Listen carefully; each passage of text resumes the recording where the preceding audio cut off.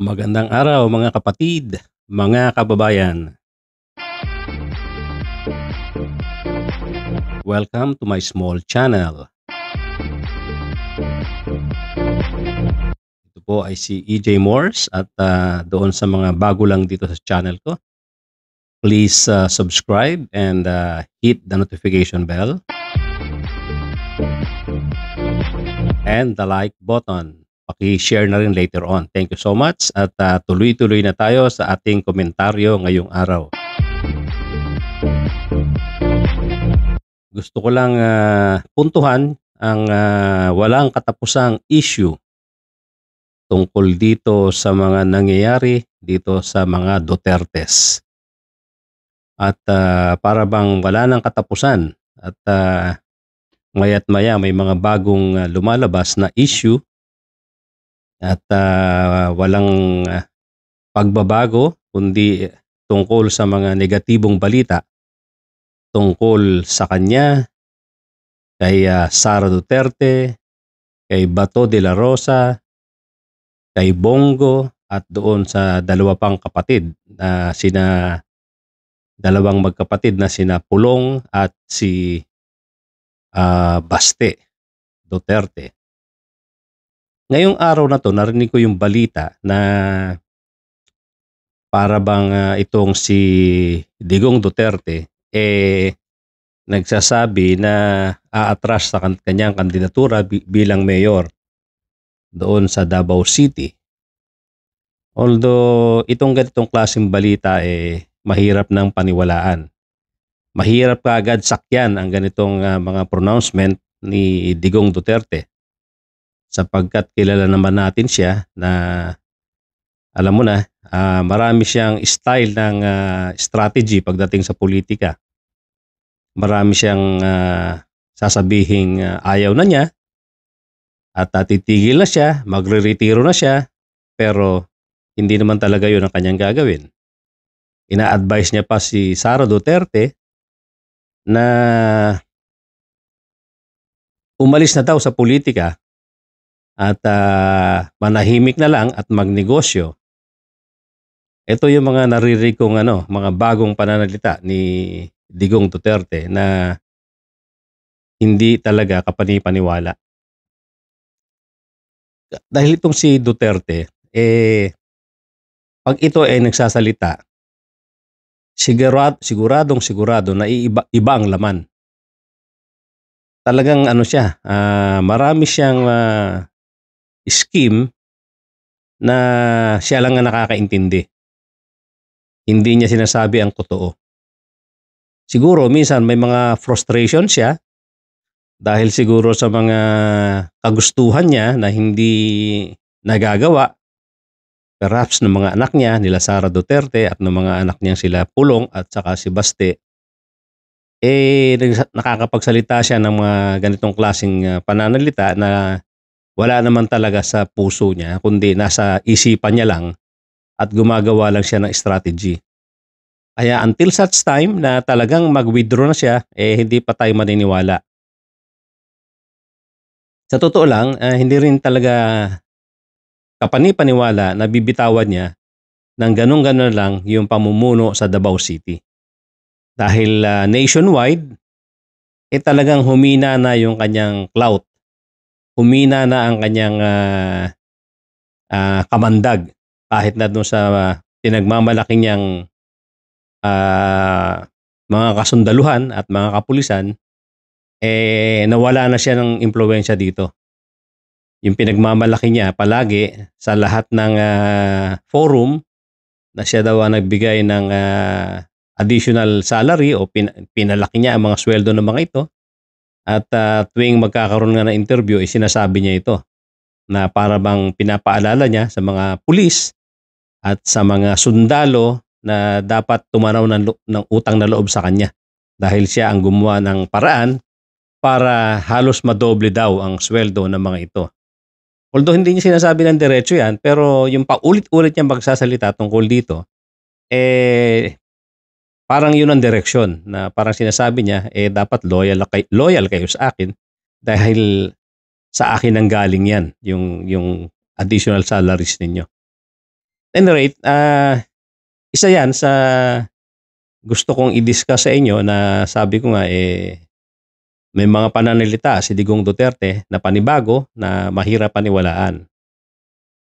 At tungkol doon naman sa mga nangyari doon sa Senate hearing, isa lang ang gusto kong sabihin dito na hindi ko na banggit nung nakaraan kong episode.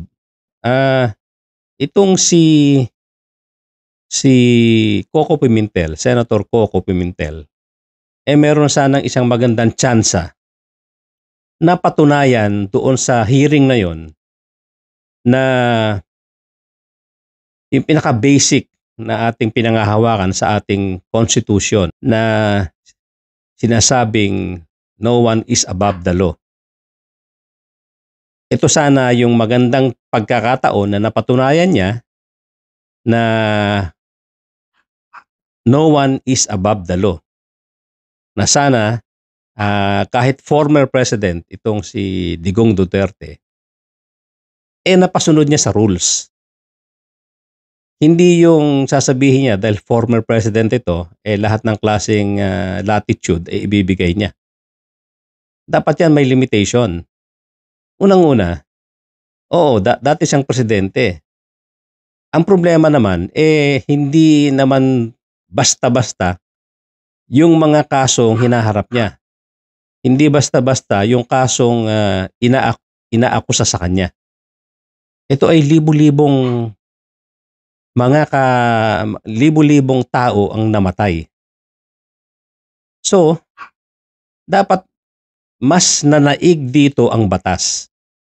At kahit man lang ang rules ng Senado ay umiral dito doon sa hearing na to dahil nga hindi naman dahil former president ito ay lahat na lang ng ibibigay natin.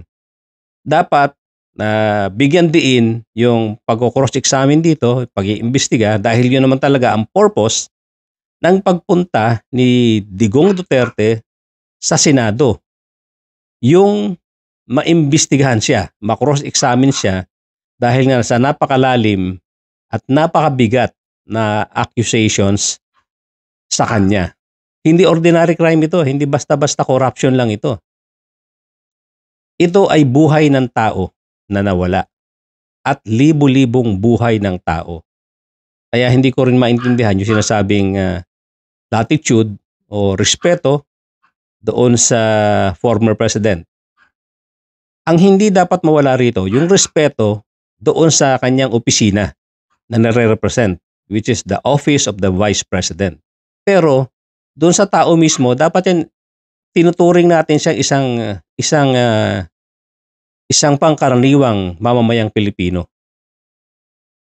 Ang respeto na ipinapakita dapat sa kanya ay respeto bilang isang may hawak na pinakamataas na opisina ng ating bansa. Pero hindi respeto to the extent na hindi mo man lang natanong tungkol doon sa dapat itanong sa kanya tungkol doon sa EJK o yung mga sa kanyang war on drugs. Sumobra yung ating binigay na latitude, respeto na dapat pantay-pantay bilang isang witness, bilang isang resource person dito sa Senado. Kaya nga sabi ko, ito yung the best opportunity para sa ating mga senador, lalong-lalo na dito kay Coco Pimentel, na maipakita sa taong bayan na no one is above the law.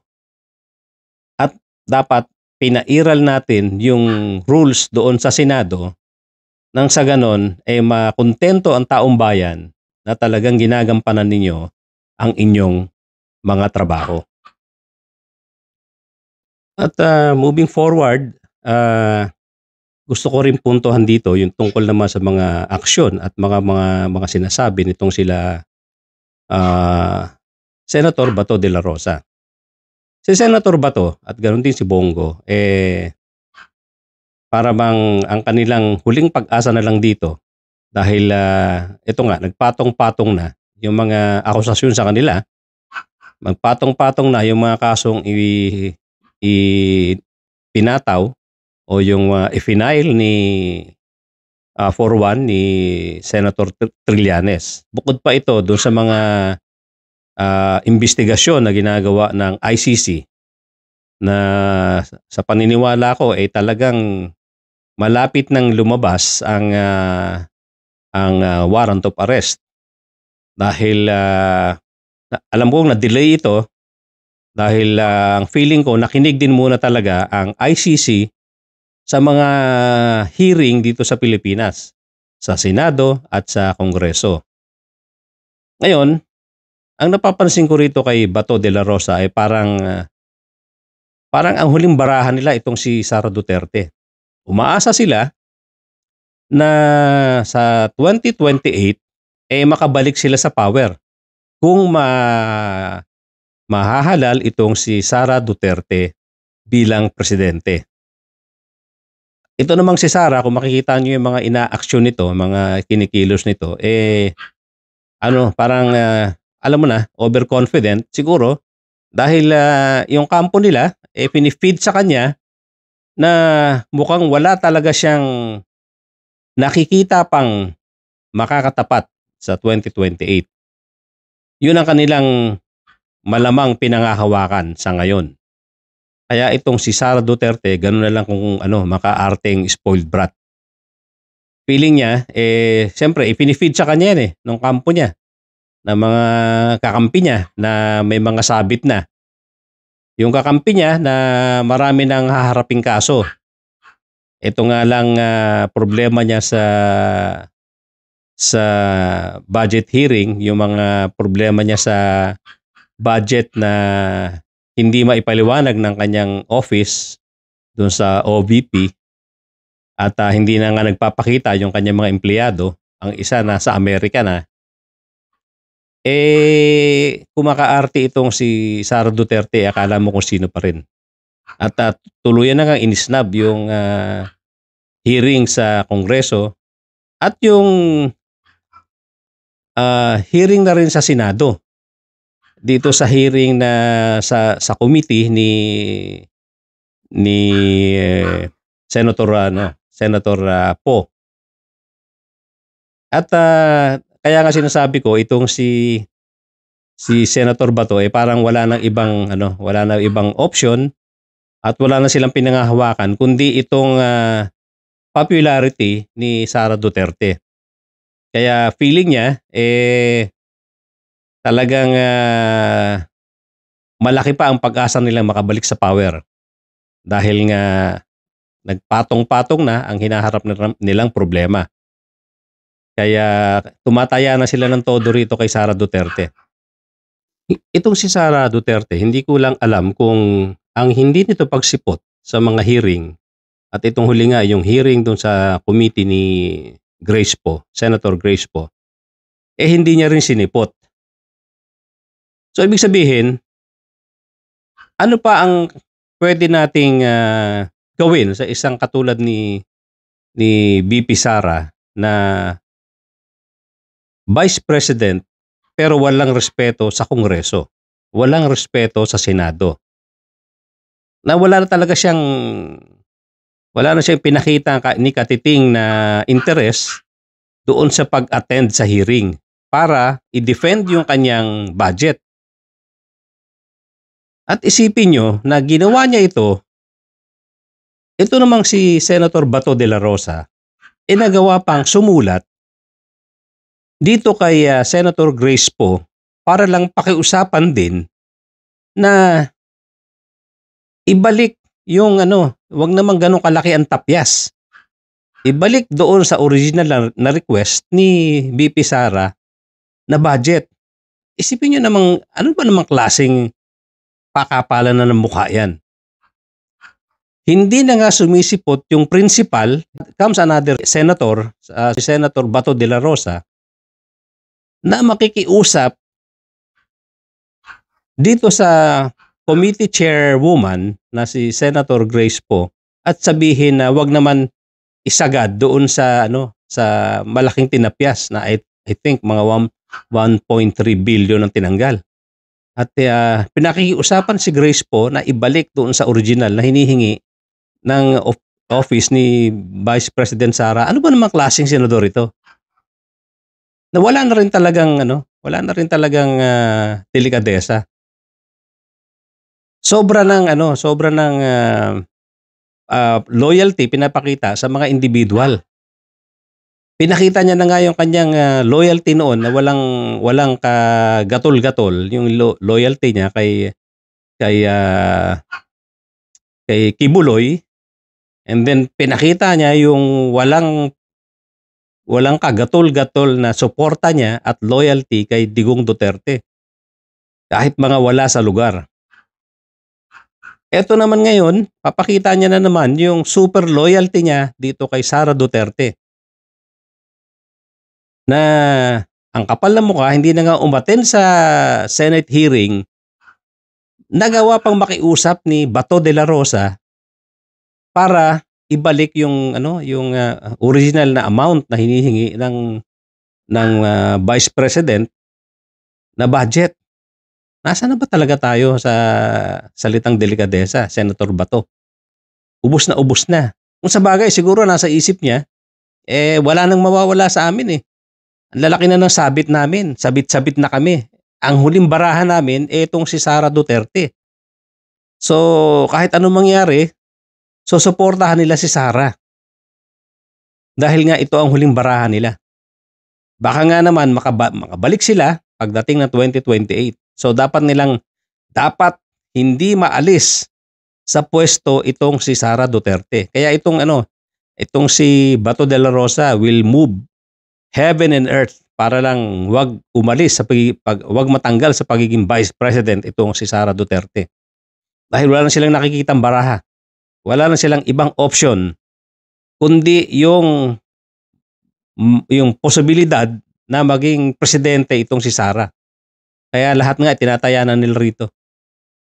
Lahat, pamatot panabla, tinataya na kay Sara Duterte. Kaya lang, yun nga, pinakikita nila sa taong bayan yung kakapalan ng muka. Pinapakita sa taong bayan yung walang delikadesa. At pinapakita sa taong bayan na talagang sayang ang ating mga pinapasahod sa mga taong ito. Dahil ang loyalty nila hindi naman sa mamamayang Pilipino. Puro sa mga personality lang sila tumitingin. Magmula kay Kibuloy, kay Digong, ito kay Sara ngayon. So kung ganito ang ating mga magiging senador, wala na, laglag ang Pilipinas. Unang-una, laglag tayo sa gastos. Pangalawa, sayang yung slot na inuupuan nila na dapat may ibang tao na gagampanan yung trabaho bilang isang senador para makapagserbisyo, maayos ang ating mga batas. Pero ito hindi eh. Ang iniisip lang nito yung para sa kanilang mga taong pinakikitaan ng loyalty. So wala talaga tayong pupuntahan kung ganito ang ating mga senador. Pero tingnan natin yung anggulo nga na itong si Sara Duterte siya na nga ba talaga ang sa ngayon lumilitaw lang na pangalan sa 2028 at wala pang makakalaban? I don't think so. Kaya mag-umpisa tayo mag-analyze. Ikumpara natin yung qualifications niya. For example, isa lang. Hindi ko naman sinasabing ito yung iboboto. Pero qualifications, tingnan natin. Baka naman marami pa tayong nakakaligtaan o hindi natin nabibigyan ng pansin.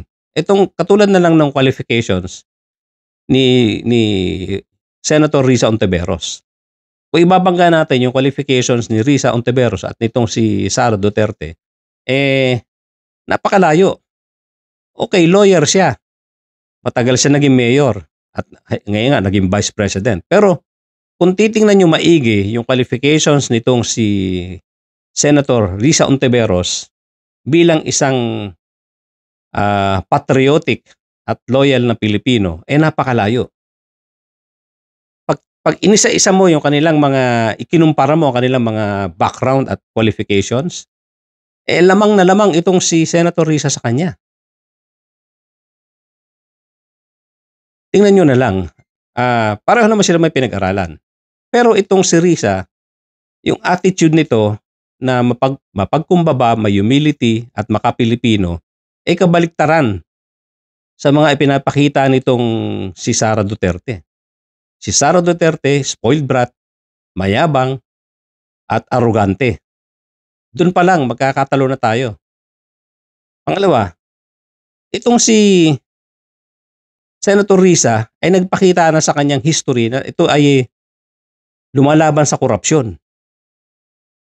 Maraming beses na lumaban siya sa korupsyon. Isa na dyan yung nilabanan niya, yung mga naging kaso ni President Gloria Macapagal-Arroyo. Isa siya dyan sa lumaban tungkol sa mga sabit ni Gloria Macapagal-Arroyo. Itong si Sara Duterte, ibangga natin yung qualifications niya tungkol naman sa korupsyon. Nandun siya sa kampo ng kanyang ama na katakot-takot na korupsyon ang kanyang hinaharap ngayon. Kasama na siya dahil dun sa budget na hindi niya maipaliwanag na nakonsumo niya doon sa Office of the Vice President. Yun nga ang tinatakbuhan niya at hindi niya hinaharap. So doon sa korupsyon, na second, na pangalawang tinitingnan natin na ibinabangga natin yung qualification nilang dalawa ni Senator Risa Hontiveros, malayo pa rin siya. Napakalayo. Hanap pa tayo ng iba. Katulad na lang ng itong naging napangasawa ni Risa Hontiveros, Senator Risa, isang serviceman, isang sundalo na mayapa na.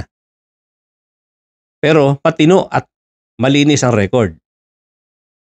Ang asawa ni Sara Duterte, si Mans Carpio, na ngayon malaki na rin ang question na hinaharap tungkol doon sa droga. Nag-file na nga ng kaso itong si Senator Sonny Trillanes. At hindi biro-biro yung kaso. Bilyon-bilyon na halaga ng droga na pinarating. Of course, accusations pa lang yan. Pero may kaso na yan. Ang alam ko na i-file na ni Sonny Trillanes. Pero, yun nga, kung pagbabanggain na naman natin tungkol doon, malayo na naman yung qualifications ni Senator Risa Hontiveros. Saan pa? Etong si Senator Risa naninindigan against China. Pinapakita niya yung kanyang patriotism, loyalty to the flag, loyalty to the country. Itong si Sara, ano pinapakita nito? Loyalty sa China. Meron pa nga siyang sikmura na magsalita ng Mandarin sa isa sa mga kanyang mga speeches. Pinapakita niya talaga na loyal siya sa China. Nagsalita pa ng Mandarin para iparating sa China na siya, sumisip-sip, nagpapakita na marunong siya mag-Chinese at nag-effort siya na magsalita ng Mandarin. Malayo na naman. Isang loyal sa country at isang loyal sa China. So kung tutuusin mga kababayan, alam ko, hindi ko naman kayo kinukumbinsi na later on iboto natin or suportahan natin si Risa Hontiveros. Pero ang minumulat ko lang ang mata ninyo na marami pang ibang Pilipino na mas qualified dito kay Sara Duterte. Isa na nga itong si Senator Risa. Kung iisa-isa natin, ibabangga natin qualifications nila. Itong si Senator Risa, marami pa itong ginawang mga pagtulong bilang isang mamamayang Pilipino at naging representative pa yata ito ng isang party list na kung saan marami siyang ginawang mga social work na para talaga sa mamamayang Pilipino. Ito si Sara, kung titingnan mo, wala naman siyang masyadong ginawang sacrifices at tulong sa mga Pilipino. Hanggang doon lang siya sa Davao. Pero ang Davao nga questionable pa rin kung totoong natulungan nila ang Davao, ang mga mamamayan doon. So ang pinararating ko lang dito, mga kababayan, huwag natin isara ang ating mga mata lalo na yung mga loyal dito sa mga Dutertes. Imulat na rin natin ang ating mga mata doon sa mga hindi pa rin kumbinsido na marami pa tayong mga Pilipino na pwedeng ibangga dito sa mga Dutertes. At ang sinasabi nila, wala pa raw pwedeng tumalo kay Sara sa 2028. Hindi ako naniniwala dyan. Marami pa tayong ilalabas na mga pangalan na pwede natin ibangga dyan at itapat natin ang qualifications. Dito pa nga lang kay Senator Risa, bagsak na siya. Sa ganda ng qualifications, sa integridad, sa dignidad at sa pinakikita na patriotism nitong si Senator Risa, malayo. Kaya I don't think na walang tatalo or wala pang makakapantay dito sa popularity, pero sa qualifications malayo. Marami pang tatalo at marami pang mga Pilipino na mas qualified na magpatakbo ng ating bansa. Sapagkat sa ngayon, tatanungin ko kayo mga kababayan, ipagkakatiwala ba natin ang Pilipinas sa katulad ni Sara Duterte? Na itong mga nakaraang buwan, wala na tayong makita kundi ang pagiging arrogante. Yung mga budget na inuubos ay hindi maipaliwanag at ayaw ng harapin. Pwede ba naman maging presidente yung ganyan? Ni ayaw harapin ang problema, ang pagpapaliwanag tungkol sa perang ginamit niya. Gusto niyo maging presidente yung ganyan? Malabo. Marami pa tayong mas qualified, honest at merong pagmamahal sa bansa. Hanggang dyan lang muna mga kababayan at meron pa tayong mga ilalabas sa pangalan na pwede nating suportahan later on. Unti-unti nating ilitaw ang pangalan na iba pang options aside from Senator Risa Hontiveros para lang sabihin, mapatunayan ko sa inyo na mas marami pang qualified kesa dito kay Sara Duterte. Thank you so much mga kababayan. At para dun sa mga ngayon pa lang nakapasyal dito sa aking small channel, please subscribe at kindly hit the notification bell at pati na rin yung like button at baka pwedeng i-share natin dito sa ating kababayan at mga kaibigan, kamag-anak. Thank you so much at magkita-kita po tayong muli.